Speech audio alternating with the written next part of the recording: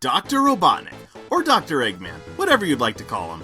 He's been around for 30 years, and quite possibly the second most popular video game villain of all time. Come on, we have to give it to Bowser. I mean, let's be real. But hey, second out of thousands of other bad guys is still amazing.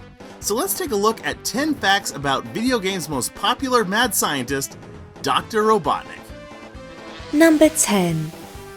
Back in the early days of Sega video games, they didn't really have an iconic character to represent the company. The best they had was Alex Kidd.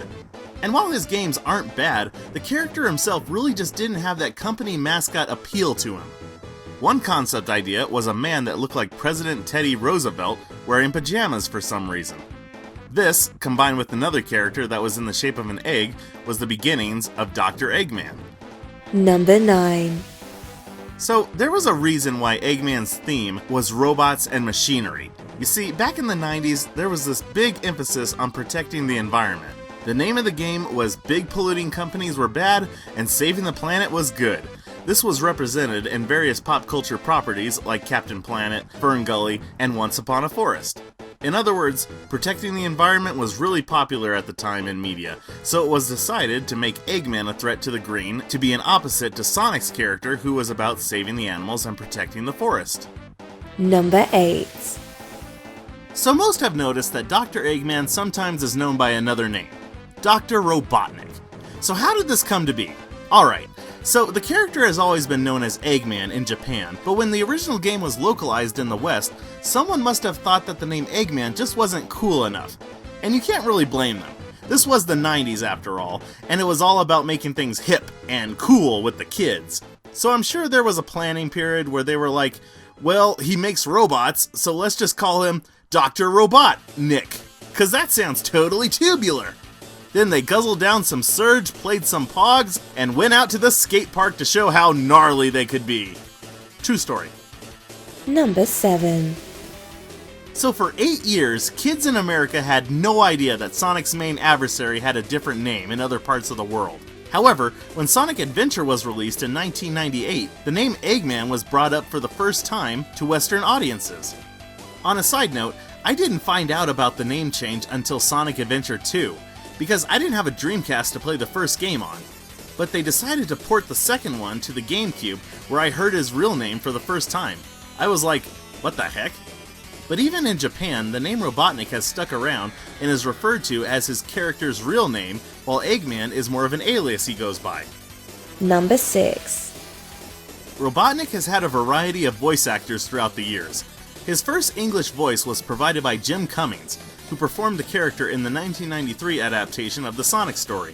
If I went into all the voices he did, we would be here all day, but some of his most popular characters are Winnie the Pooh, Tigger, Pete, and Darkwing Duck. Jim did not return for the show's spin-off, Sonic Underground, and that Robotnik was voiced by Gary Chalk, who coincidentally also voiced Grounder in The Adventure of Sonic the Hedgehog.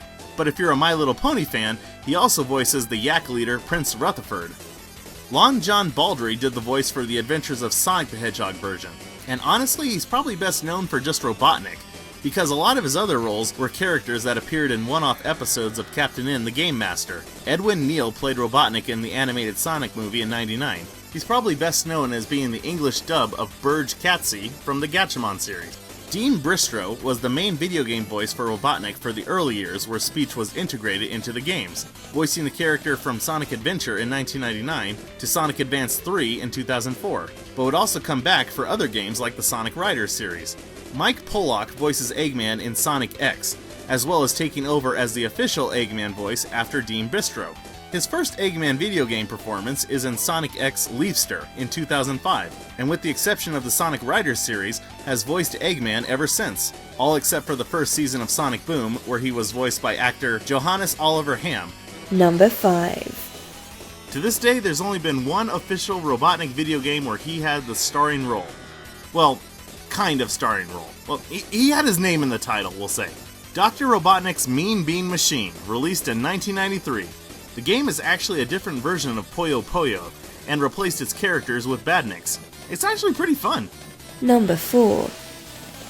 When Sonic Spinball came out in America and Europe, Robotnik was shown in his classic Western style. However, when it was decided to also release the game for its predecessor, the Master System, Robotnik was now made to resemble his design from the Adventures of Sonic cartoon show. It was probably because by this point the old design was being phased out, and the cartoon version was now being used in a variety of different games, like Mean Bean Machine and Sonic Triple Trouble. Number 3. In 2020, Jim Carrey became the first official live-action version of Dr. Robotnik. Most fans and critics agreed that he did an excellent job in the role. And Jim Carrey himself even said he would love to portray the character in another movie. I, for one, would be ecstatic to see him return. Number 2. It is thought that the name Eggman comes from the Beatles song, I Am the Walrus. In the song, there is a lyric, I am the Eggman, they are the Eggman, I am the Walrus, goo goo kachoob. And it is believed that Sega changed his name to Robotnik to avoid copyright issues. Number 1. So the UK comics of Sonic the Hedgehog has an interesting way of explaining Dr. Robotnik's origin. Apparently at first, he was a good guy. He created this device called the Retro Orbital Chaos Compressor and was planning on using it to get rid of the planet's evil. Sounds legit. However, he trips over a cord and happens to be holding a rotten egg at the time, and the machine malfunctions and fuses him with the egg that he was holding, thus creating Dr. Eggman. Because comics. Are there any other interesting facts about Eggman that I didn't mention? Let me know in the comments below. I'm KyleUniverse. See you out there.